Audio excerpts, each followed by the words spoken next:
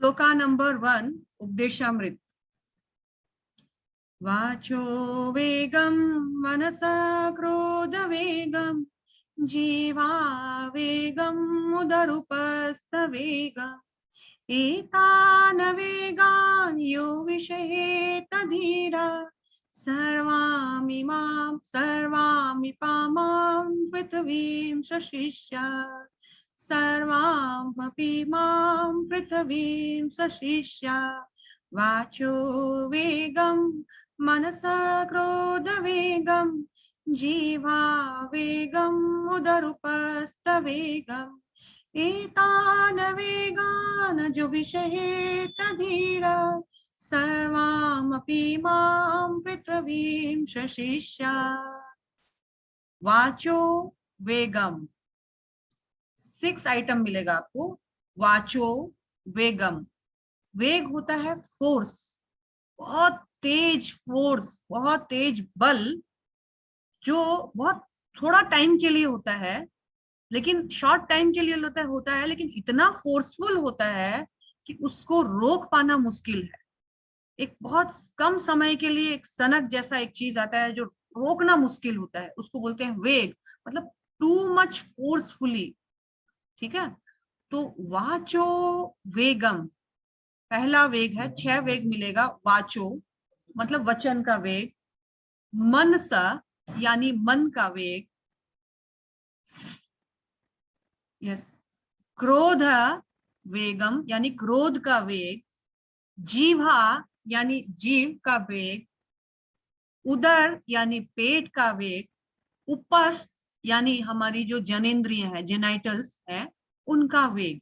6 वेग मिला आपको। तो वाचो वेगम मनसा, क्रोध वेगम, जिह्वा वेगम, उदर और उपस्थ वेगम, ये 6 वेग है। वेग मैंने बताया बहुत शॉर्ट टाइम के लिए आने वाला एक बहुत स्ट्रॉन्ग फोर्स। इसके बाद 3rd नंबर लाइन है एतान वेगान यो विषहेत धीरा। एतान मतलब इन सभी, 1 2 3 नहीं, इन 6 को, एतान वेगान इन 6 प्रकार के वेगों को, जो मतलब जो कोई, विषहेता, विषहेता मतलब होता है जो उनको बर्दाश्त कर लेता है, जो इनको सहन कर लेता है, उस व्यक्ति को क्या कहा जाता है? धीरा।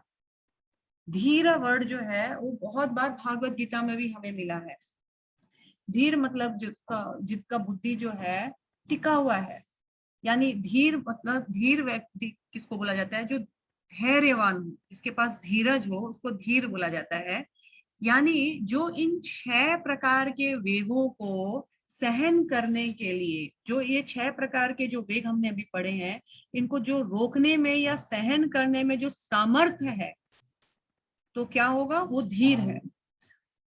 सर्वाम इमाम पृथ्वीम स शिष्या, सर्वाम अपि माम पृथ्वीम स शिष्या। सर्वम मतलब होता है जो धीर व्यक्ति इन 6 प्रकार के वेगों को सहन करने में सामर्थ्य होता है, तो कहा जाए सर्वाम अपि माम, सभी जगह, all over world, all over universe, इस पृथ्वी में सभी जगह, पृथ्वी, इस पृथ्वी में सभी जगह क्या होगा?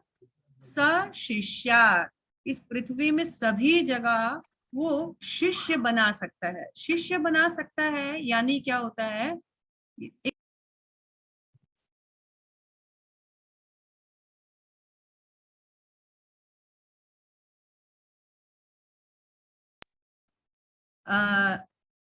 शिष्यार्थ मतलब वो शिष्य बना सकता है। यहाँ दीक्षा गुरु के लिए नहीं बोला गया है, यहाँ शिक्षा गुरु बनने का क्राइटेरिया बताया गया है, नॉट अबाउट दीक्षा गुरु।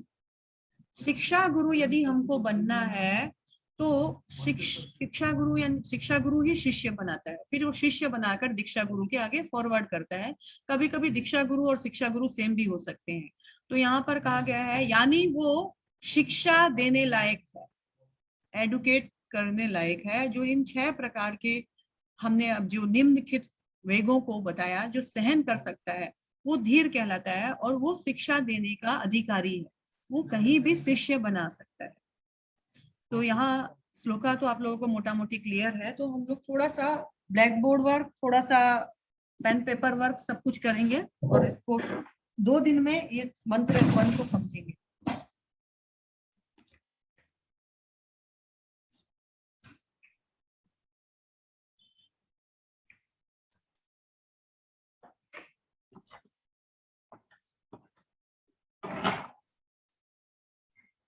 हम जानते हैं कि 4 प्रकार के मुख्यतः गुरु होते हैं, जिसमें 4 टाइप्स ऑफ गुरु होते हैं। एक होता है पद प्रदर्शक गुरु,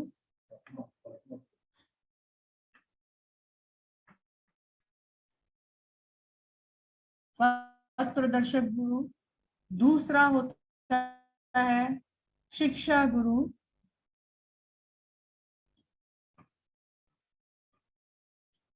तीसरा होता है दीक्षा गुरु।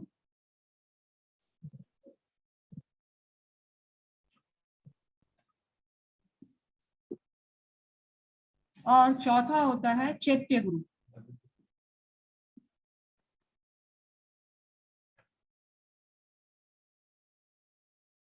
ऐसे कई गुरु होते हैं, पर मेनली हम अभी बात कर रहे हैं, मेनली 4 प्रकार के गुरु होते हैं। तो पद प्रदर्शक गुरु कौन होता है? भक्ति जीवन में के लिए ये 4 महत्वपूर्ण गुरुओं का दरकार होता है। पद प्रदर्शक गुरु जो होते हैं वो हमें भक्ति जीवन में हमारा प्रवेश कराते हैं, एंट्री करवाते हैं, जिसके माध्यम से हम भक्ति जीवन को चुने हैं।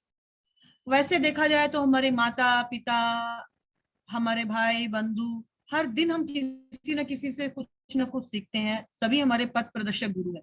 पर अभी क्योंकि हम लोग भक्ति संबंधित बात करें, हम लोग भक्ति जीवन में पथ प्रदर्शक गुरु कौन है? सपोज कीजिए किसी ने मुझे कृष्ण भावनामृत इंट्रोड्यूस किया, वो मेरा पथ प्रदर्शक गुरु है, उसने मुझे रास्ता दिखाया।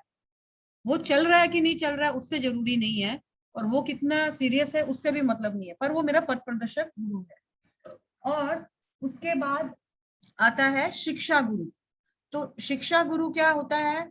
जो मुझे शिक्षा देता है कि कृष्ण की सेवा करने का साधन क्या है, वो सब सिखाता है। यानी जो मुझे साधन सिखाता है, जो मुझे साधन सिखाता है वो हो गया शिक्षा गुरु। क्या साधन सिखाता है? तो वो मुझे साधन सिखाता है कि कृष्ण की सेवा कैसे करें, कृष्ण तक कैसे पहुंचा जाए, यानी कृष्ण भक्ति संबंधित जो हमको दिखाए, साधन सिखाता है, वो हो गया कृष्ण शिक्षा गुरु। फिर शिक्षा गुरु क्या करते हैं? शिक्षा गुरु हमें दीक्षा गुरु तक ले जाते हैं।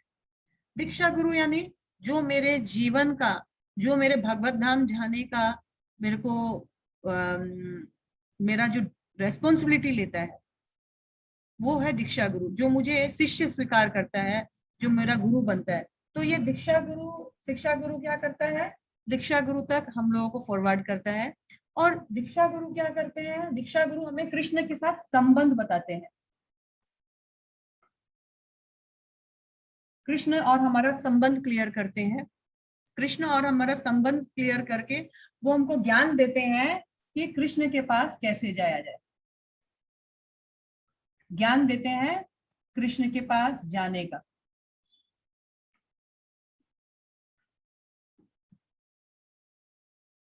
ठीक है, तो पथ प्रदर्शक गुरु हमें भक्ति जीवन में लाता है।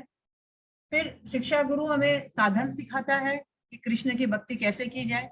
और फिर वो हमें दीक्षा गुरु तक फॉरवर्ड करता है कि हम कृष्ण, दीक्षा गुरु क्या करते हैं? मेरा संबंध स्थापित करते हैं भगवान के साथ और ज्ञान देकर भगवान के पास पहुंचाते हैं।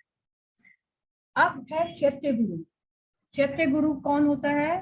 तो चैत्य गुरु साक्षात कृष्ण ही होते हैं, जो परमात्मा रूप में, हमारे हृदय में वास करते हैं। और परमात्मा रूप में हमारे हृदय में वास करके कि चैत्य गुरु क्या कराते हैं? तो चैत्य गुरु 2 इंपॉर्टेंट काम कराते हैं। चैत्य गुरु 2 इंपॉर्टेंट काम क्या कराते हैं? यहाँ देखिए, शिक्षा गुरु और दीक्षा गुरु, शिक्षा गुरु और दीक्षा गुरु के जो पालन, जो उन्होंने हम लोगों को सिखाया था, शिक्षा गुरु और दीक्षा गुरु, उसको पालन करने की शक्ति हमको देते हैं। कौन? चैत्य गुरु। ये क्या देते हैं? इन ऑर्डर्स को, इन शिक्षाओं को पालन करने की शक्ति।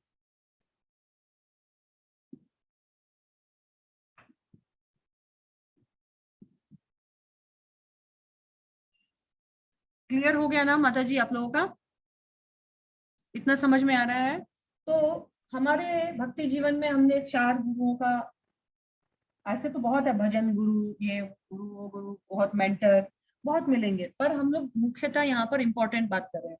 तो चैत्य गुरु क्या है? चैत्य गुरु साक्षात कृष्ण है, जो परमात्मा रूप में मेरे पास, मेरे हृदय में है, मुझे गाइड करते हैं। ये चैत्य गुरु मुझे दीक्षा गुरु और शिक्षा गुरु के जो नियम आदि, जो आदेश है, उनको पालन करने में मुझे शक्ति प्रदान करते हैं। लेकिन हमें एक चीज का ध्यान रखना चाहिए, यानी एक्चुअली देखा जाए तो इन तीनों का कॉम्बिनेशन से, इन तीनों का कॉम्बिनेशन से हमारे अंदर भक्ति जो है वो उसका ग्रोथ होता है, भक्ति में हमारी वृद्धि आती है। इन तीनों का कॉम्बिनेशन, शिक्षा दीक्षा एंड चित्त गुरु। यहाँ पद प्रदर्शक तो लाया और छोड़ दिया, उसके बाद उसने कुछ नहीं किया। तो यहाँ इन तीनों का कॉम्बिनेशन बहुत जरूरी होता है। हमें कृष्ण भक्ति तक के का जो मर्म है, यानी जो लक्ष्य है, क्या लक्ष्य है कृष्ण भक्ति का? तो भगवान राधा कृष्ण जुगल जोड़ी का प्रेम प्रदान करना, इस लक्ष्य तक ये तीन इस तरह से हम पहुंचते हैं। तो हमने देखा कि आजकल क्या होता है, जो क्लास कंडक्ट करता है वो अपने आप को शिक्षा गुरु मानने लगता है, पर एक्चुअली वैसा सिस्टम है नहीं। शिक्षा गुरु दीक्षा गुरु दोनों मुक्त जीव होते हैं। जो क्लास कंडक्ट करता है वो कौन होता है? वो सिर्फ और सिर्फ मेंटर होता है, फैसिलिटेटर होता है, सेवक होता है, दास अनुदास अनुदास, सर्वेंट लीडर बोला जाता है उसको। सर्वेंट लीडर मतलब वो सभी दास हैं हम भगवान के, उन दासों में उसको लीडर दास कहा जाता है, दास अनुदास लीडर। वो शिक्षा गुरु मानकर अपने आप को पफ्ड अप हो जाए और शिक्षा गुरु मानकर अपने आप को सोचे कि मैं इतने बड़े पोजीशन में हूँ, तो वो गलती कर रहा है। We are just mentor, facilitator, we are just servant, servant of शिक्षा गुरु दीक्षा गुरु। तो शिक्षा गुरु दीक्षा गुरु गुरु हो सकते हैं, साक्षात गुरु भी हो सकते हैं। शिक्षा गुरु भी कई प्रकार के होते हैं। तो हम लोगों को ये चीज क्लियर हो जाना चाहिए कि शिक्षा गुरु जो क्लास कंडक्ट करता है वो शिक्षा गुरु नहीं है। ये कंसेप्ट क्लियर है? अभी इस श्लोका जो हम देख रहे हैं, इस श्लोका में मेनली कहा गया है सर्वाम अपीमाम पृथ्वीम स शिष्यात्। पूरी पृथ्वी में वो शिष्य बनाने लायक होता है, यानी पूरी पृथ्वी में वो शिक्षा देने लायक होता है, जो ये 6 प्रकार के वेगों को रोक ले। तो यहाँ पर मेनली ये जो श्लोका हम अभी पढ़ रहे हैं, श्लोका नंबर 1, वो मेनली गुरु के लक्षण, यानी शिक्षा देने वाले के लक्षण बता रहे हैं। अगर हम शिक्षा देने जा रहे हैं तो हमारे में ये 6 चीज का प्रैक्टिस होना बहुत जरूरी है। तो आप भक्ति सिद्धांत सरस्वती ठाकुर महाराज, भक्ति विनोद ठाकुर और शिला प्रभुपाद तीनों की टीका से हम ये पढ़ रहे हैं। और भक्ति सिद्धांत सरस्वती गोस्वामी ठाकुर महाराज ने कहा है कि ये जो श्लोका नंबर 1 है, ये मध्यम अधिकारी त्रिदंडी सन्यासी का लक्षण है। त्रिदंडी सन्यासी के पास 3 दंड होता है। सन्यासी के पास एक लंबा डंडा होता है और वो कपड़ा से बंधा हुआ रहता है। उसमें 3 दंडी, एक दंडी भी होता है मायावादी, पर हम लोग वैष्णव कल्ट को फॉलो कर रहे हैं। वो 3 दंड एक साथ कपड़े में लपेट कर चलते हैं, 3 दंड। ये 3 दंड क्या है? ये 3 दंड जो है, इसी उपदेशामृत का जो जो कथन है, वचन है, वो 3 दंड में आते हैं। अब ये 3 दंड क्या है हम देखते हैं। ये तो क्लियर है हमारा?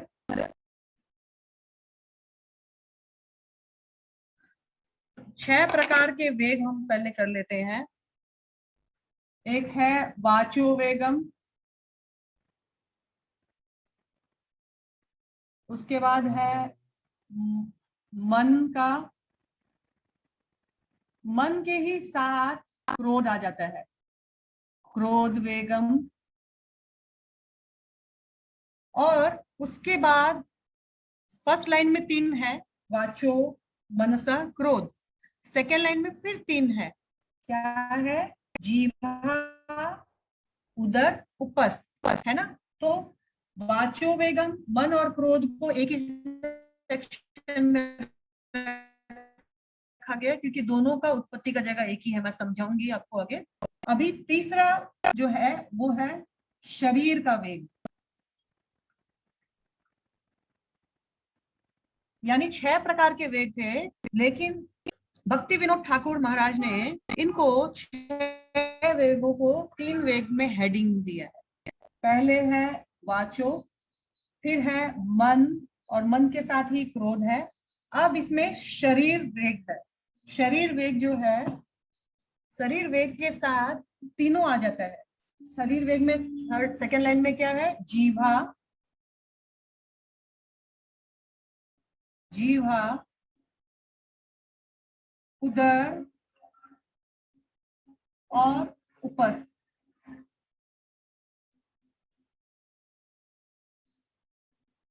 आपको एक मजे की बात बताती हूं मैं। ये जीवा, ये टंग, उदर मतलब क्या होता है, पेट, उपस्थ मतलब जेनाइटल्स। जब एक इंसान का बॉडी ऐसा है, स्ट्रेट होता है ना, फिर इसके समझ ले यहाँ पे मुंडी है, यहाँ का बॉडी है, यहाँ हाथ है, और यहाँ मान लीजिए पाँव है, ठीक है। गला बहुत बड़ा हो गया, ठीक है, ये हो गया। तो यहाँ पर इसकी जीवा है, दिख रहा है ना आप लोगों को? नहीं माता जी, हाँ अब दिख रहा है। हाँ, ये एक इंसान है, स्ट्रेट, उसका ये स्ट्रेट बॉडी है ना, हमारी गले से लेकर पूरे नीचे तक स्ट्रेट रहती है। ये जीवा है, ठीक है। उदर मतलब पेट हो गया, ये पेट है। उपस्थ मतलब उसके जेनाइटल्स, जहां से वो टॉयलेट पास करता है, चाहे स्त्री हो चाहे जेंट्स हो, उन लोग का एक पार्ट ऑफ द बॉडी होता है, प्राइवेट पार्ट होता है ना। आप लोग देखिए, मजे की बात क्या है, ये तीनों स्ट्रेट लाइन में आती है ना। और टॉयलेट, ये तीनों एक स्ट्रेट लाइन में है। इसको शरीर का वेग कहा गया है। और उससे भी स्ट्रॉन्ग एक बात ये है, मजे की बात, जीवा उदर उपस्थ, इन तीनों को अगर कंट्रोल करना है, इन तीनों के वेगों को अगर कंट्रोल करना है, तो शास्त्रों में बताया गया है सिर्फ इसको कंट्रोल कर लो। किसको?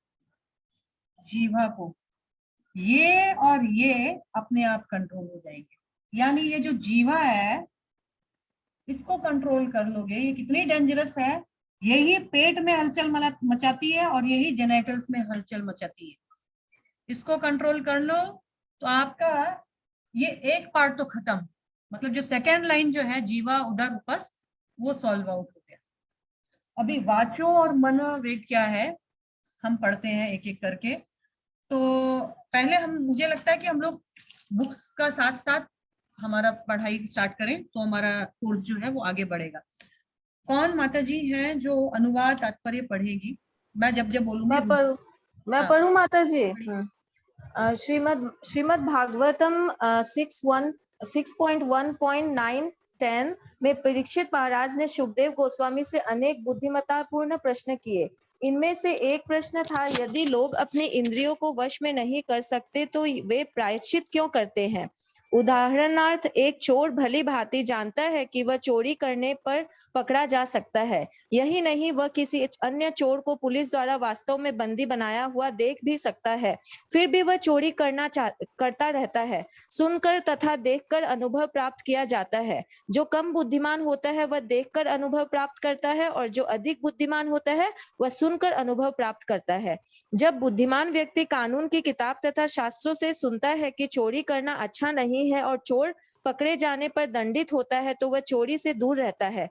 कम बुद्धिमान व्यक्ति हो सकता है पहले पकड़ा जाए और दंडित हो ले, तब जाकर वह यह सीख पाए कि चोरी नहीं करनी चाहिए, किंतु धूर्त मूर्ख व्यक्ति सुनकर तथा देखकर अनुभव प्राप्त करने पर भी तथा दंडित होने पर भी चोरी करता रहता है। ऐसा व्यक्ति यदि प्रायश्चित भी करता है और सरकार द्वारा दंडित भी होता है तो भी वह कारागार से निकलते ही फिर से चोरी करेगा। यदि कारागार के दंड को प्रायश्चित माना जाए तो ऐसे प्रायश्चित से क्या लाभ? अतः परीक्षित महाराज ने पूछा, दृष्ट श्रुताभ्याम।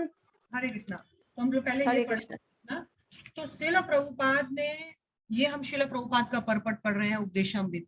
ये उपदेशामृत एक्चुअली इससे पहले दो और आचार्यों ने लिखा, भक्ति विनोद ठाकुर महाराज ने और भक्ति सिद्धांत सरस्वती ठाकुर महाराज ने। उन दोनों की अपनी अपनी टीका है, उन दोनों की टीका को लेकर ही श्रील प्रभुपाद ने अपनी टीका लिखी है सिंपल लैंग्वेज में। श्रील प्रभुपाद ने सबसे पहले यहाँ तात्पर्य स्टार्ट किया प्रायश्चित से। हेडिंग क्या है? तात्पर्य का प्रायश्चित। इसमें नहीं दिया गया, मैं आप लोगों को बता रही हूँ।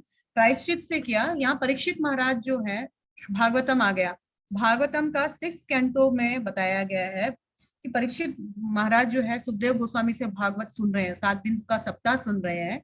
और उस सप्ताह में 6वें स्कंद में परीक्षित महाराज सुखदेव गोस्वामी से एक बहुत ऐसे तो पूरे कैंटो में प्रश्न उत्तर ही चल रहा है, लेकिन कई बुद्धिमत्ता प्रश्न उत्तर में से उन्होंने एक प्रश्न 6वें स्कंद में ये भी किया कि हे गुरुवर, यदि लोग अपनी इंद्रियों को वश में नहीं कर सकते तो फिर प्रायश्चित क्यों करते हैं? क्योंकि इन्हीं इंद्रियों से तो लोग पाप करते हैं ना, इन्हीं आंख से, इन्हीं कान से, इन्हीं जीवा से, इन्हीं सबसे तो पाप होता है। अगर सपोज कीजिए मैं अपनी सेंसेस को कंट्रोल ही नहीं कर सकती तो मैं अगर पाप से बचने के लिए प्रायश्चित करती हूँ, फिर मैं पाप करती हूँ वापस प्रायश्चित करके। तो प्रायश्चित क्यों करते हैं? फिर क्या जरूरी है प्रायश्चित करने का? तो यहाँ पर सुखदेव गोस्वामी से परीक्षित महाराज बहुत बुद्धिपूर्वक प्रश्न कर रहे हैं कि पाप ही करना है बाद में भी, तो प्रायश्चित क्यों करते हैं? और अगर प्रायश्चित कर लेते हैं तो फिर समूल पाप नष्ट क्यों नहीं हो जाता है? फिर पाप क्यों करते हैं? जैसे एग्जाम्पल मैं बता रही हूँ, मेरे से बहुत पाप हो गया और अभी कुंभ मेला लगा हुआ है, चलो कुंभ स्नान करने, सारे पाप धुल जाएंगे। कुंभ स्नान करने के लिए गए बहुत झकझक से, फिर जब घर आए, आते आते घर आने क्या, बाहर निकले, रूम में होटल में आए, फिर पाप प्रति स्टार्ट हो गया, फिर पाप स्टार्ट। तो कोई कुछ हमसे गलती हो जाती है तो उसका प्रायश्चित बताया जाता है, मंदिर में ये दान करो, ब्राह्मणों को ये दे दो, ये करो, वो करते हैं।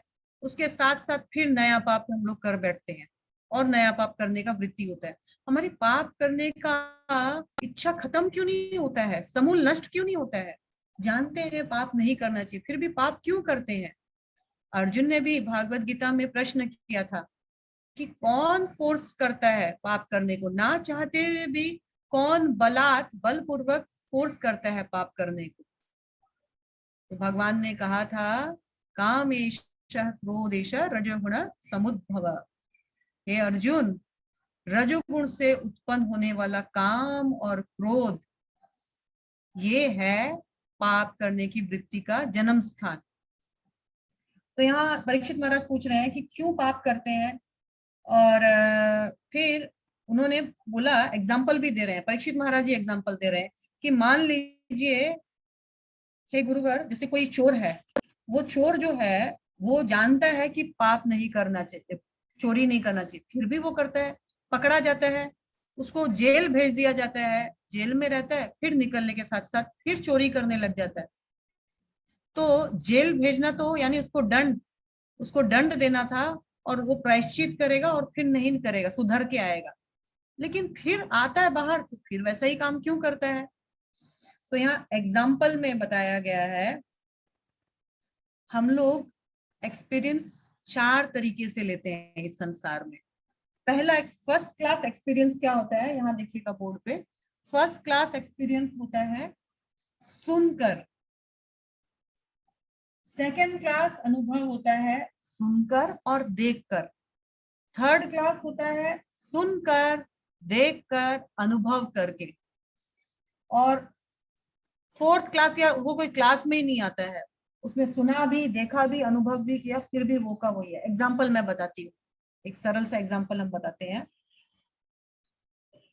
जहाँ चोर का एग्जाम्पल दिया गया है कि कोई लोग सुनकर चोरी करना पाप है, ये सुनकर कभी चोरी के लिए अटेम्प्ट ही नहीं करते हैं, सुनकर ही सुधर जाते हैं, है ना।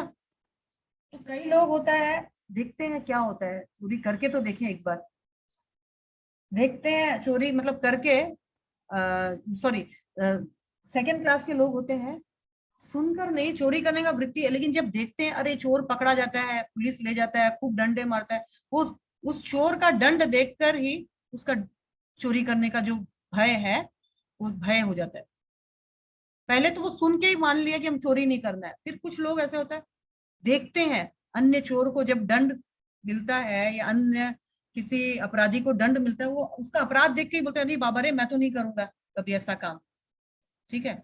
कई लोग क्या होते हैं, सुन भी लिया, किसी को दूसरे को सजा मिलते हुए देख भी लिया, लेकिन करते हैं ना एक बार, क्या होता है, क्या क्या क्या पता मैं ना पकड़ा जाऊं, तो फिर क्या है, वो पकड़ा जाता है और डंडा उंडा खाता है, मार उर खाता है, उसके बाद वो बोलता है कभी नहीं करूंगा ऐसा काम।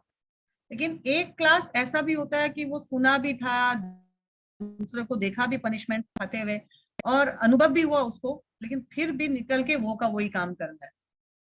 एग्जाम्पल नंबर 2 लेते हैं, सिगरेट के साथ।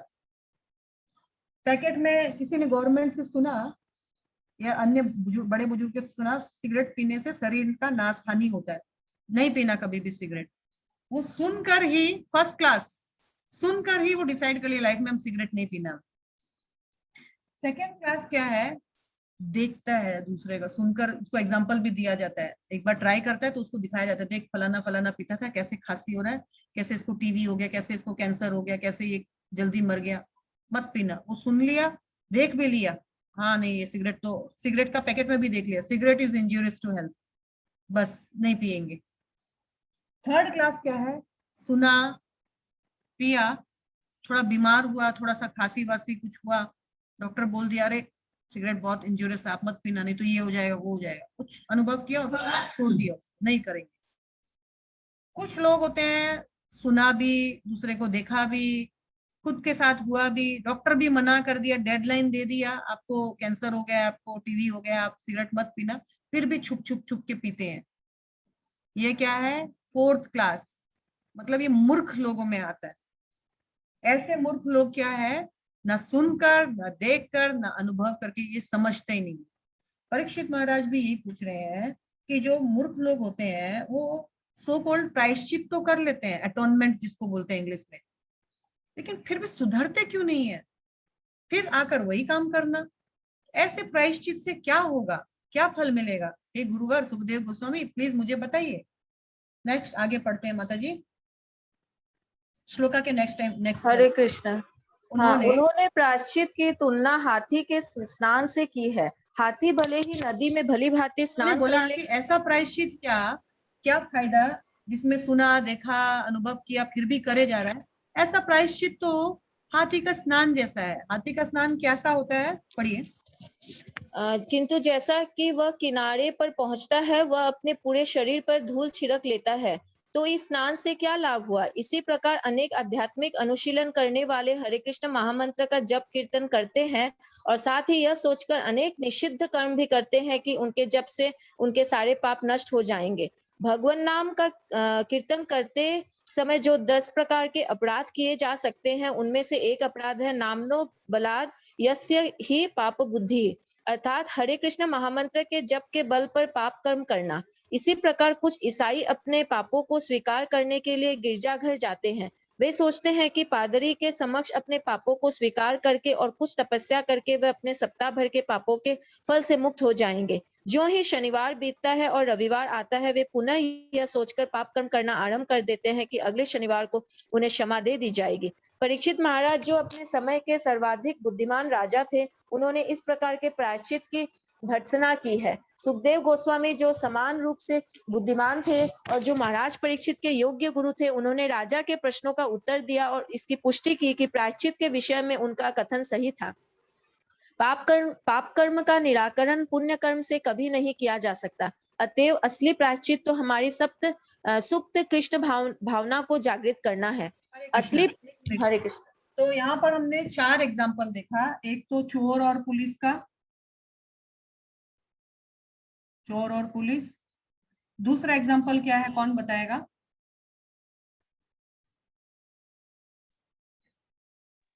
हाथी का हाथी का मध्य, यस हाथी स्नान। और तीसरा गिरजाघर गिरजाघर में। पाठ करते रहना, कृष्ण का जप करते रहना। तीसरा था यस, तीसरा है कि नाम के बल पर पाप।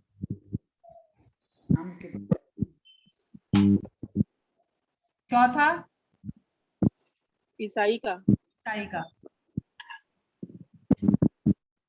ठीक है, तो परीक्षित महाराज ने 4 एग्जाम्पल दिए कि अरे गुरुवर ये प्रायश्चित की विधि तो सही नहीं लग रही है। चोर का एग्जाम्पल मैंने समझाया, हाथी स्नान है, हाथी खूब अपने सूंड में कई लीटर पानी ढाल ढाल कर नहाता है, लेकिन फिर वो क्या करता है, जब पानी से निकलता है, जब वो रेत वाली स्थान पे, मट्टी वाली स्थान पे आता है, वही हाथी उसी सूंड से फिर मट्टी उठाकर अपने ऊपर गिरा लेता है। माने खुद को पहले तो पाप से हम मुक्त करते हैं प्रायश्चित कर करके, और फिर हाथी की जैसे फिर खुद ही के बॉडी में वापस और पाप लाद देते हैं। तो ये हाथी स्नान जैसा है, खुद को साफ करो फिर खुद को ही गंदा करते रहो, फिर खुद को साफ करो फिर को गंदा करते रहो। तीसरा दिया कि कोई लोग सोचता है अरे भगवान का नाम जप रहे हैं, भगवान कुछ भी, नाम में तो इतनी शक्ति है कि पाप को काट देगा, तो अपना नाम जप करते रहो और अपना मन मर्जी से बदमाशी करते रहो। चौथा यहाँ पर दिया है ईसाइयों का पाद, जैसे ईसाई लोग क्या करते हैं, सैटरडे सैटरडे उन लोग कन्फेशन करते हैं, कन्फेशन अटोनमेंट करते हैं पादरी के सामने, एक रूम में उनके कन्फेशन एक रूम होता है, और बताते हैं मुझसे ये गलती हो गया, तो पादरी मेरे से ये ऐसा हो गया। तो फिर पादरी बोलते ठीक है कोई बात नहीं है, तुम कन्फेस करो गॉड के सामने, गॉड तुम्हारा सब कुछ ठीक कर देगा। फिर वो कन्फेस करता है, संडे को गिरजाघर जाता है, और मंडे से फिर वापस पाप करता है, फिर हर सैटरडे अटोनमेंट करता है, पापों का प्रायश्चित करता है। तो ये पाप, ये इस तरह का प्रायश्चित तो हमारी जो बीमारी है उस बीमारी का इलाज नहीं है। हमारी बीमारी कहाँ है, हम लोग ऐसा काम क्यों करते हैं, हम लोग ऐसा काम इसलिए करते हैं, अज्ञानता है हमारे अंदर। अज्ञानता मतलब पूर्ण ज्ञान नहीं है, इसलिए हम लोग अज्ञान के वश में आ करके क्या करते हैं, तो पाप करते हैं। अज्ञानता के कारण हम पाप करते हैं, और पाप करने के कारण हम लोगों को सही रूप से इस पाप से कैसे निकला जाए उसका निवारण नहीं मालूम है। तो कोई बोलता है प्रायश्चित कर लो, कोई बोलता है ये कर लो, कोई बोलता है वो कर दो, जो बोलता है हम वही कर लेते हैं। तो कहा जाता है अज्ञानता, ये जो हमारी अज्ञानता, ये इन अन्य अन्य विधियों से कभी भी खत्म नहीं होने वाली है। ये अज्ञानता हम देखते हैं अजामिल के चरित्र से। अजामिल भी ब्राह्मण पुत्र था, पूजा पाठ करता था अपने पिता के साथ, वेदों का अध्ययन वगैरह सब कुछ करता था, लेकिन जैसे ही वो किसी एक वेश्या को किसी पर पुरुष के साथ आलिंगन करते हुए देख लिया, उसका उस वेश्या के प्रति जो सॉफ्ट कॉर्नर है वो जग गया, और वो सब कुछ छोड़ दिया, पूजा पाठ वगैरह सब कुछ छोड़ दिया और उसके साथ उस वृत्ति में लग गया।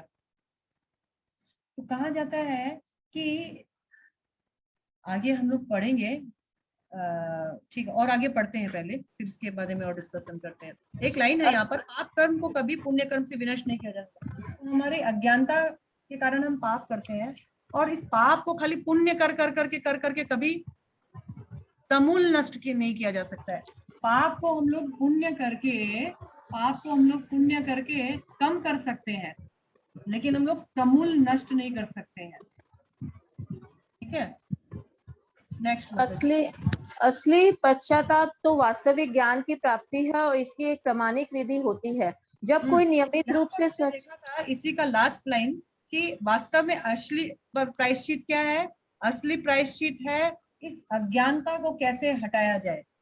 ज्ञान लाएंगे अज्ञानता हटेगा, और ज्ञान कैसे आएगा, तो कहा गया है असली प्रायश्चित को हमारी सुप्त कृष्ण भावनामृत को जागृत करना है। कृष्ण के साथ हमारा जो ज्ञान, संबंध ज्ञान है, उसको जगाने से ही असली प्रायश्चित मतलब वास्तविक प्रायश्चित करेंगे। इस अज्ञानता को दूर हटाना है। इस अज्ञानता को दूर हटाने के लिए ज्ञान में आना जरूरी है। और ज्ञान क्या है, वास्तविक ज्ञान क्या है, कृष्ण के साथ अपने संबंध को, कृष्ण के साथ संबंध को स्थापित करना, ये वास्तविक ज्ञान है। नेक्स्ट, जब कोई नियमित रूप से स्वच्छ रहने की प्रक्रिया का पालन करता है तो वह बीमार नहीं पड़ता। मनुष्य जीवन कुछ निश्चित सिद्धांतों के अनुसार अपने मूल ज्ञान को पुनर्जागृत करने में के निमित्त होता है।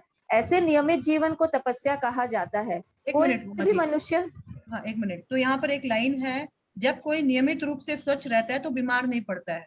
यानी अगर हम स्वस्थ नियम का पालन करेंगे तो हम बीमार नहीं पड़ेंगे, साफ सुथरे रहेंगे, स्वास्थ्य का ध्यान रखेंगे तो हम बीमार नहीं पड़ेंगे। उसी तरह यदि हम शास्त्रों को फॉलो करेंगे तो हम पाप नहीं करेंगे, है ना। If we will maintain cleanliness, अगर हम लोग क्लीनलीनेस मेंटेन करते हैं, मान लीजिए क्लीनलीनेस मतलब नो बीमारी, नो डिजीज,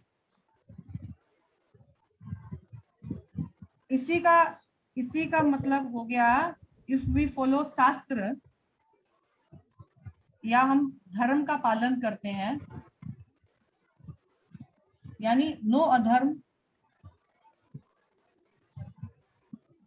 या नो पाप, नो सिन, कुछ नहीं लगेगा हमको।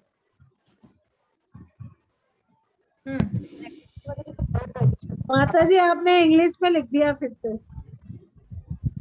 हाँ ठीक है, मैं अब आगे से हिंदी लिखूंगी। क्लीनलीनेस मतलब स्वच्छता, स्वच्छता मतलब कोई बीमारी नहीं। शास्त्र को फॉलो करेंगे या धर्म को फॉलो करेंगे, यानी कोई अधर्म नहीं, कोई पाप नहीं। कोई भी मनुष्य तप तथा ब्रह्मचर्य, मनोनिग्रह, इंद्रिय निग्रह, दान, सत्य, शुद्धि तथा योगासन का अभ्यास करके धीरे धीरे असली ज्ञान के स्तर पर या कृष्ण भावनामृत के स्तर तक ऊपर उठ सकता है। किंतु यदि कोई इतना भाग्यशाली हो कि उसे शुद्ध भक्ति की संगति प्राप्त हो सके तो वह सरलता से योग प्रक्रिया द्वारा मन को वश में करने के सभी अभ्यासों का अतिक्रमण केवल कृष्ण भावनामृत के विधि निषेधों का अनुसरण करके तथा प्रामाणिक आध्यात्मिक गुरु के निर्देशन में परमेश्वर की सेवा में संलग्न रहकर कर सकता है। कृष्ण भावनामृत के विधि निषेध इस प्रकार है: अवैध मैथुन से दूर रहना, मांसाहार न करना, नशा न करना तथा जुआ न खेलना। श्रील रूप गोस्वामी इसी सरल विधि की संस्तुति कर रहे हैं। आगे पढ़ूं माता जी? यस। सर्वप्रथम मनुष्य को अपनी वाणी पर संयम रखना चाहिए। हमें से प्रत्येक व्यक्ति में बोलने की शक्ति है और जैसे ही हमें अवसर मिलता है हम बोलने लगते हैं। यदि हम कृष्ण भावनामृत की बात नहीं करते हैं तो केवल व्यर्थ की अनेक बातें करते रहते हैं। जिस तरह मेंढक खेत में टर्राता है, उसी तरह कोई भी व्यक्ति जिसके पास जीभ है वो बोलना चाहता है, भले ही उसे जो कहना है वह मूर्खतापूर्ण क्यों न हो। लेकिन मेंढक की टर सर्प को आमंत्रित करती है, यहाँ आओ और मुझे खाओ। यद्यपि यह मृत्यु को आमंत्रण देना है, फिर भी मेंढक टर्राता रहता है। भौतिकवादी पुरुषों एवं मायावादी दार्शनिकों के बोलने की तुलना मेंढकों की टर्राहट से की जा सकती है। ये सदैव व्यर्थ की बातें करते रहते हैं और अपने को पकड़ाने के लिए मृत्यु को आमंत्रित करते रहते हैं। लेकिन वाणी के संयम का अर्थ अपने पर थोपी गई चुप्पी, मौन की बाह्य क्रिया नहीं होता, जैसा कि मायावादी दार्शनिक सोचते हैं। ऐसा मौन कुछ समय तक सहायक प्रतीत हो सकता है, लेकिन अंततः वह विफल हो जाता है। श्रील रूप गोस्वामी जिस संयमित वाणी की बात करते हैं उसका अर्थ कृष्ण कथा की सकारात्मक विधि का समर्थन है, अर्थात बोलने की प्रक्रिया को परम भगवान श्री कृष्ण के गुणगान में लगाना। इस प्रकार जीव भगवान के नाम, रूप, गुण तथा लीलाओं की महिमा का गान कर सकती है। कृष्ण कथा का उपदेशक सदैव मृत्यु के चंगुल से दूर रहता है। वाणी के वेग को संयमित करने की यही महत्ता है। मनोवेग या मन। हरे कृष्ण। तो यहाँ पर ये जो इतना जो आपने पढ़ा सर्वप्रथम से लेकर महत्ता है, ये वाणी के वेग के बारे में। ब्लैक बोर्ड पे फिर जाते हैं हम लोग। हमने देखा यहाँ पर दो चीज है, एक वाचो वेगम और एक है जीवा वेगम। इन दोनों में क्या डिफरेंस है, क्या समानताएं हैं और क्या असमानताएं हैं? रेणु जी जोशी। एक ही इंद्रिय काम करती है दोनों। हाँ, एक ही सोच हमारी दोनों काम करती है। इंद्रिय काम करती है, जीवा है ना। लेकिन यहाँ पर फिर दोनों को अलग क्यों दिखाया गया है? जीवा मीन्स जो हम जो बोलते हैं।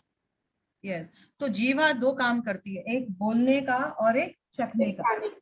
ये दोनों ही वेगपूर्ण है, ये दोनों ही बहुत डेंजरस है। और आप देखिए ये जीवा कितनी डेंजरस है। ये जीवा इतनी डेंजरस है कि दो इंपॉर्टेंट काम करती है, दो वेग को ये पुश करती है ना। तो ये जो वाचो वेगम है, ये कौन से इंद्रिय में आती है? कर्म इंद्रिय, ज्ञान इंद्रिय, कर्मेंद्रियों।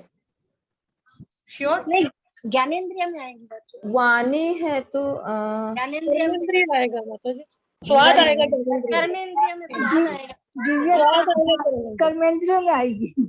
कर्मेंद्रिय होगा कर्मेंद्रिय में माता ही जी, आएगा। कर्म, ये कर्म करता है, बोलना एक काम होता है, एक्टिविटी होता है। स्वाद आएगा ज्ञानेंद्रिय में। और ये क्या है? ज्ञान इंद्रिय।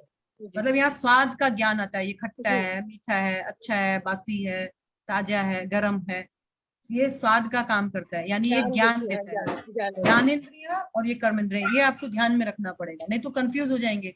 जीव एक ही तो जीव है, फिर क्यों अलग अलग बताया गया? तो फर्स्ट लाइन का फर्स्ट में आया वाचो वेगम, सेकेंड लाइन का फर्स्ट में आया जीवा वेगम। ये सब कुछ यहीं से स्टार्ट होने का है। ये जीव कंट्रोल हो जाए तो बहुत बड़ी बात हो जाएगी। आज हम लोग जो पैराग्राफ है, आज जीवा की बात करते हैं। तो कहा जाता है वाचो वेगम, जीवा, जीव का बारे में बोला गया है। मान लीजिए ये हमारी टंग है, ठीक है। ये टंग जो है ये 32 सैनिकों से घिरी है ना। ये जो दांत है ना, 32 इसके सिक्योरिटी गार्ड है। और कैसा सिक्योरिटी रखते हैं? अंदर रखते हैं जीभ को। कभी ऐसा होता है ऐसे करके बात कर रहे हैं हम लोग, बात करना है तो जीभ अंदर रहो, तुम अपने घर में रहकर जो करना है करो, बाहर आओगी तो हम क्या करेंगे? काट देंगे। ये सिक्योरिटी गार्ड है, 32 सिक्योरिटी गार्ड है, तो जेड प्लस सिक्योरिटी है इसके पास। और अंदर रह के ये इतना खतरनाक काम करती है। ये जीभ सिर्फ 2.5 इंच का एक मांस का टुकड़ा है, इसमें कोई हड्डी नहीं होती है, सिर्फ मांस, लत्था है। लेकिन ये मांस जब कुछ काम करता है, बड़ा स्ट्रॉन्ग काम करता है। ये क्या काम करता है? वाणी, वचन बोलता है, मुंह से आवाज, मुंह का हमारा एक्सप्रेशंस बाहर प्रस्तुत करता है जीवा की वजह से। तो ये वाणी का वेग जो है, ये एक्चुअली ये जो 6 वेग हम जो पढ़ रहे हैं, ये 6 वेग क्यों पढ़ रहे हैं? क्योंकि ये जो 6 वेग है, ये जो लोग बॉडीली कॉन्सेप्ट ऑफ लाइफ में रहते हैं, शारीरिक जिसको बोलते हैं देहात्म बुद्धि में जो लोग रहते हैं, जो लोग देहात्म बुद्धि में रहते हैं, वो लोग हमेशा ये 6 प्रकार के वेग से डिस्टर्ब रहते हैं।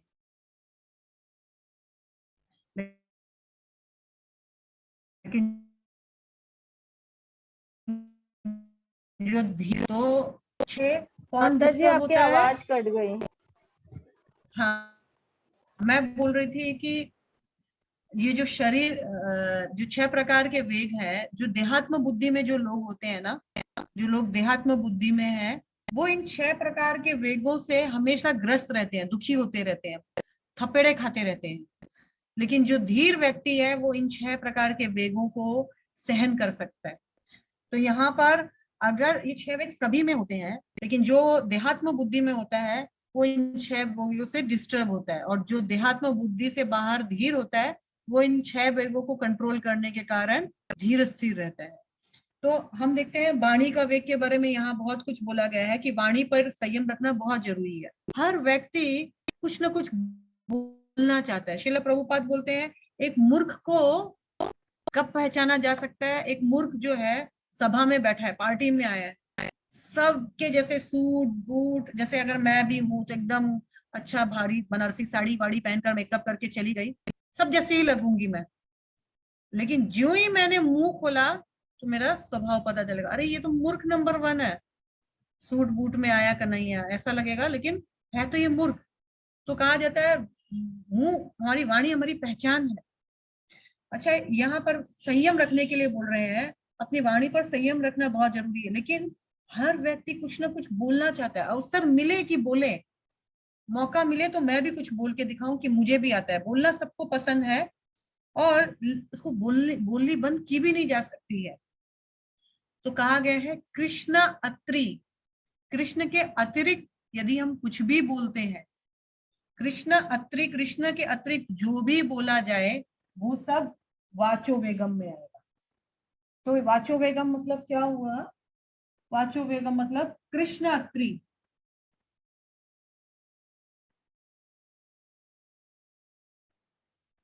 कृष्ण अत्रि, कृष्ण के अलावा कोई भी बात बोली गई है, इसके अलावा कोई भी बात, सब किस में आएगा? वाचो वेगम में। सब यानी जो वाणी कृष्ण से रिलेटेड है वही एक्चुअली वाणी है, बाकी सब कुछ क्या है? कृष्ण अत्रि जो भी है वो वाचो वेगम में है। सो यहाँ पर बहुत एक एग्जांपल दिया गया मेंढक के साथ। मेंढक क्या करता है? बोल बोलकर टर टर टर टर कर कर कर कर करके मृत्यु को यानी सांप को अपने पास लाता है। सांप को कैसे पता चलता है कि मेंढक कहाँ है? तो जब मेंढक बहुत टर टर टर टर करता है ना, सांप का आवाज समझ लेता है, साउंड को फॉलो करते करते वो मेंढक टर टर टर टर में बिजी रहता है और सांप क्या करता है? उसको निगल लेता है। तो इतना बड़ा मेंढक होता है, इतना समूह होता है सांप का, एक ही बार में नहीं खाता है। तो मेंढक को पहले कैप्चर करता है और फिर धीरे धीरे सांप जो है उसको हवा से उसको पुश करता है, अंदर ऐसे ढालता है। लेकिन मेंढक जो है टरटराने में इतना बिजी, वो सांप उसको खींचते रहेगा अपने अंदर और मेंढक टर टर टर टर टर टर टर खत्म। हमारे अंदर भी ऐसा ही है। अब भी काल रूपी सर्प ग्रस्त करने वाला है, बुढ़ापा आ गया, एनर्जी नहीं है काम करने का, बक बक बक बक बक बक बक बक बक बक, ऐसा होता है हमारे साथ भी। तो यहाँ पर मेंढक जो है अपनी मृत्यु खुद बुलाता है। हम एक्स्ट्रा बात करते हैं, कृष्ण के अलावा जो भी एक्स्ट्रा बात करते हैं, एनर्जी लगता है शरीर का, एनर्जी के साथ हमारी सांसें बर्न होती है और हम मृत्यु के और करीब जाते हैं। तो बोला है अगर कृष्ण के अतिरिक्त कुछ भी बोलना है तो बेटर है मौन रखो, चुप रहो, लेकिन कृष्ण के अतिरिक्त ज्यादा मत बोलो। तो कई बार क्या होता है, हम लोग कई बार जैसे किसी को बोलते हैं कि आओ हम लोग थोड़ा सा कृष्ण के बारे में बात करते हैं, तो वो आदमी क्या बोलेगा? आदमी बोलेगा काम का बात करो, काम का क्या, कृष्ण का बात करने के लिए बुला रही हो मुझे, कोई काम का बात करो। तो काम क्या होता है? या तो यहाँ ये आए, ये इसको काम बोलते हैं, या तो सेक्स रिलेटेड बातें। ये दो रिलेटेड बात है तो बात करो, नहीं तो मत करो। तो कैसा लोगों का मतलब, लोगों का मेंटलिटी देखिए कि वो कृष्ण की वाणी को काम की बात नहीं बोलते हैं। तो एक बहुत बड़े एक आचार्य ने कहा है, मैंने लिख के रखा है, मैं आप लोगों को सुनाती हूँ। जीवा तो तब लग भली, ये वृंदावन की ब्रज भाषा में है, जीवा तो तब लग भली जब लग जपे राम। समझ गए? जीवा तो तब लग भली जब लग भजे राम, नहीं तो काट के फेंकिए, नहीं तो काट के फेंकिए, भला नहीं मुख में चाम। ये जो मांस का टुकड़ा ना, ये भली नहीं है। ये कैसा है? तो कहा जाता है बाण का घाव फिर भी भर जाता है, पर बाणी का घाव नहीं भरता है। 20 25 साल पहले कही गई बात याद रहेगी, किसी का थप्पड़ मारना भी भूल जाते हैं, लेकिन वाणी का जो भाव है वो याद रह जाता है। इसीलिए इसको कंट्रोल करना बहुत जरूरी है। इस जीवा के वजह से बड़े बड़े युद्ध हो गए, अनकंट्रोल्ड अनियंत्रित जीवा की वजह से। तो यहाँ पर कहा गया है कि इस जीवा को कंट्रोल करना बहुत जरूरी है। इसे संत महात्मा कहते हैं कि कृष्ण के बारे में अगर नहीं बोलना है, लटर पटर बोलने से अच्छा मौन रखो, यानी कुछ भी मत बोलो, कम से कम चुप रहो।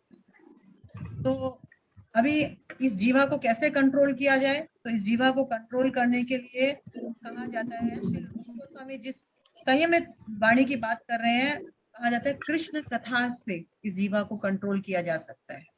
कृष्ण कथा से, कृष्ण के नाम गुण रूप लीलाओं उनका श्रवण से इस जीवा को कंट्रोल किया जा सकता है।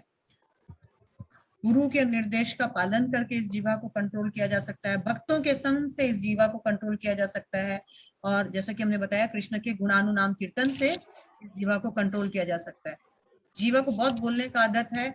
सुबह सुबह जीवा से इतना बुलवा लीजिए कि ये जीवा थक जाए, दिन भर बोलने का एनर्जी नहीं रहे। सुबह सुबह क्या बोलना, हरे कृष्णा कृष्ण कृष्ण हरे हरे, हरे राम राम राम हरे हरे। मुंह दुख रहे, अरे बाबा ऐसे मुंह दुखने लग जाए और उसके बाद रेस्ट करे और कुछ नहीं बोलना है। इसीलिए जीवा को हरि नाम में लगाओ। और जीवा को कानों से सुनकर भी कंट्रोल किया जा सकता है। कानों से भगवान का नाम लो, जीवा से भगवान का गुणगान गाओ। इस तरह से हम जीवा को कंट्रोल कर सकते हैं। यहाँ पर भौतिकवादी, यहाँ इसे लाइन एक पढ़ा था हमने, देखो मेंढक के टर के साथ साथ एक लाइन है, भौतिकवादी के बारे में कुछ लिखा हुआ है। क्या लिखा हुआ है? भौतिकवादी पुरुषों एवं मायावादी दार्शनिक को के बोलने की तुलना मेंढकों से के टरटराहट से की गई है। ये जो भौतिकवादी लोग हैं जो सारा दिन बकवास करते हैं, क्या बकवास करते हैं? तो श्रील प्रभुपाद ने बताया कि वो जो बगुला होता है ना, बगुला, उसका क्या होता है, बगुला बहुत सफेद होता है और बगुला हमेशा एक टांग पर खड़े रहता है, पानी में एक टांग पे खड़ा रहता है, ऐसे बस नीचे की तरफ देखकर एक टांग पे खड़ा रहता है, मानो वो कोई समाधि कर रहा हो, बहुत बड़ा तपस्या कर रहा हो। लेकिन वो बगुला वहां पर खड़ा होकर तपस्या के नाम पे क्या करता है? बिल्कुल बकवास। उसका ध्यान कहाँ रहता है? मछली पे। जैसे कोई मछली दिखा ग्रहण कर लो, वैसे ये भौतिकवादी लगता है कितने बात करते हैं, कितना जानते हैं, लेकिन जानते कुछ नहीं है। ये क्या करते हैं? बकवास, अपनी मृत्यु को आमंत्रित करते हैं, बोल बोल के अपनी आयु का हरण करते हैं। दूसरा श्रील प्रभुपाद ने बताया मायावादी दार्शनिक। मायावादी दार्शनिक बोलते हैं हम भी भगवान, तुम भी भगवान, हम सब भगवान। तो श्रील प्रभुपाद बोलते हैं मायावादियों के लिए, अच्छा सब भगवान? बोलते हैं हाँ सब भगवान। तो बोले अगर एक पति बोले, एक पत्नी बोले ये भी मेरा पति, वो भी मेरा पति, वो भी मेरा पति, तो सब उसका पति हो जाएगा क्या बोलने से ही? नहीं ना। वैसे ही हम भी भगवान, तुम भी भगवान, सब भगवान एक ही है, हम उनके दास हैं। तो ये सब बकवास टरटराहट है मेंढक। इन सब बकवासों से हमको बचना है और वाणी को संयमित रखना है। मौन से ज्यादा अच्छा है भगवान का नाम प्रचार प्रसार करें। प्रचार प्रसार नहीं होता है तो जीवा को चुप रहे। काम की बात लोग बोलते हैं काम की बात यानी सेक्स की बात इस जीवा से ज्यादा नहीं करनी चाहिए। ज्यादा क्या करनी ही नहीं चाहिए। एक्चुअली सेक्सुअल टॉपिक जो होता है सिर्फ हस्बैंड और वाइफ का बेडरूम टॉक्स होता है। Bedroom talk should never be demonstrated outside. कभी नहीं मेरे पति ऐसे, वो ऐसे करते हैं, वो ये नहीं करते, वो ये करते हैं। This things are bullshit. ये इस पे लोग जो रस लेते हैं, चुटकियां देते हैं, चुटकियां लेते हैं, ये जीवा वाणी वेग का सबसे गंदा उदाहरण है। ठीक है, नेक्स्ट मनोयोग है, पर हमारे पास समय का अभाव है। हाँ माता जी। और हम लोग इसको जीवा वेग को जो है हम लोग मनोवेग जीवा वेग जो है हम लोग बाद में और आगे करेंगे। तो आज इसको 2-3 क्लास लगेंगे। फर्स्ट चैप्टर को ही ज्यादा टाइम लगेगा, उसके बाद हम लोगों को इतना टाइम नहीं लगेगा। आज का कोई सवाल है किसी का? तो मैं बहुत देर से श्वेता जी अग्रवाल का हैंड रेस देख रही हूँ। श्वेता जी। हरे कृष्ण माता जी, आपने एक ना no clean body no disease और उसके बाद क्या लिखा था वो मिटा दिया फिर आपने। क्लीन बॉडी नो डिजीज होगा और नीचे क्या था? अधर्म अगर आप अधर्म कुछ समझ में नहीं आया माता जी। एक जन बोलिए कोई। शास्त्र एंड धर्म, नो जी। धर्म अगर नो आप सीन, शास्त्रों का पालन करेंगे तो अधर्म, नो अधर्म यानी नो पाप। नो पाप।